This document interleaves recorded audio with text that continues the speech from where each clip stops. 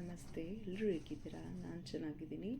ಇವತ್ತು ಒಂದು healthy dish ಮಾಡೋದಕ್ಕಂತ ನೋಡೋಣ. ಬಾರ್ಲಿ ಅಕ್ಕಿ ಯೂಸ್ ಮಾಡಿಕೊಂಡು ಮೊಸರನ್ನ ಮಾಡ್ಕೊತಿದ್ದೀನಿ.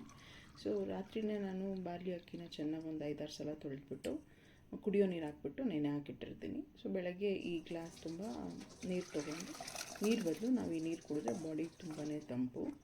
ಸೊ ಬಾರ್ಲಿ ಅಕ್ಕಿನ ಒಂದು ಕುಕ್ಕರ್ಗೆ ಹಾಕ್ಬಿಟ್ಟು ಎಷ್ಟು ಬೇಕೋ ಅಷ್ಟು ರುಚಿಗೆ ಉಪ್ಪು ಹಾಕ್ಕೊಂಡು ಒಂದು 4 ವಿಸಿಲ್ ಕೂಗಿಸ್ಕೊಂಡ್ರೆ ಅದು ಒಳ್ಳೆ ಅದಕ್ಕೆ ಬೆಂದಿರುತ್ತೆ.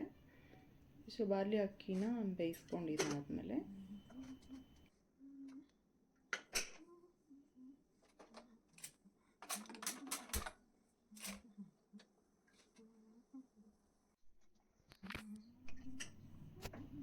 ಸೊ ಇದಿವಾಗ ಬೆಂದಿದೆ, ನೀಟಾಗಿ ಸಾಫ್ಟಾಗಿ ಆಗಿದೆ.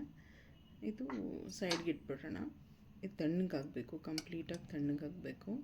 ಮೊಸರು ಬೆರೆಸೋಕೆ ಮುಂಚೆ ಯಾವುದೇ ಅನ್ನ ಆಗಲಿ ಬಾರ್ಲಿ ಯಾವುದರಲ್ಲಿ ಯಾವುದೇ ಪದಾರ್ಥ ಆಗಲಿ ತಣ್ಣಗಿರಬೇಕು. ಸೊ ಇವಾಗ ಒಗ್ಗರಣೆ ರೆಡಿ ಮಾಡ್ಕೊಳ್ಳೋಣ. ಒಗ್ಗರಣೆಗೆ ಸಾಸಿವೆ, ಕಡಲೆಬೇಳೆನ ಸ್ವಲ್ಪ ಫ್ರೈ ಮಾಡ್ಕೊಂಡಾದಮೇಲೆ ಮೆಣಸಿನ್ಕಾಯಿ ಮತ್ತು ಗೋಡಂಬಿ, ಕರಿಬೇವು, ಇಷ್ಟ ಇದ್ದವರು ಕಡಲೆ ಬೀಜನೂ ಸೇರಿಸ್ಕೋಬೋದು, ಚೆನ್ನಾಗಿರುತ್ತೆ. ನನಗಿಷ್ಟ ಆಗೋಲ್ಲ, ಸೊ ನಾನು ಕಡಲೆ ಬೀಜ ಯೂಸ್ ಮಾಡ್ತೇನೆ. ಇಷ್ಟ ಹಾಕ್ಬಿಟ್ಟು ಒಂದು ಒಗ್ಗರಣೆ ರೆಡಿ ಮಾಡ್ಕೋಬೇಕು. ಈ ಒಗ್ಗರಣೆ ರೆಡಿ ಆಗಾದಮೇಲೆ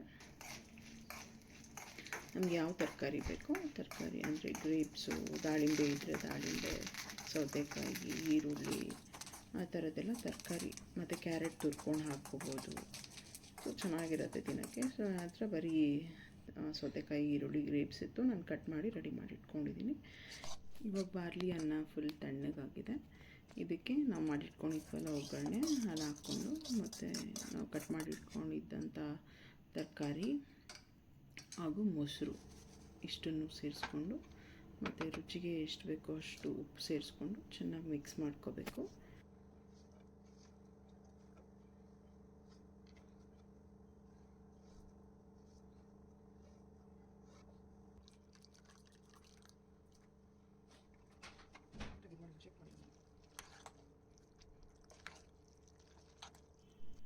ಈ ರೆಸಿಪಿ ಏನಾದರೂ ನಿಮ್ಗೆ ಇಷ್ಟ ಆಗಿದರೆ ದಯವಿಟ್ಟು ಲೈಕ್ ಮಾಡಿ, ಶೇರ್ ಮಾಡಿ ಹಾಗೂ ಕಮೆಂಟ್ ಮಾಡಿ.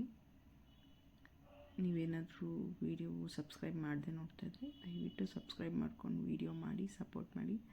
Thank you so much for watching. Take care. Bye.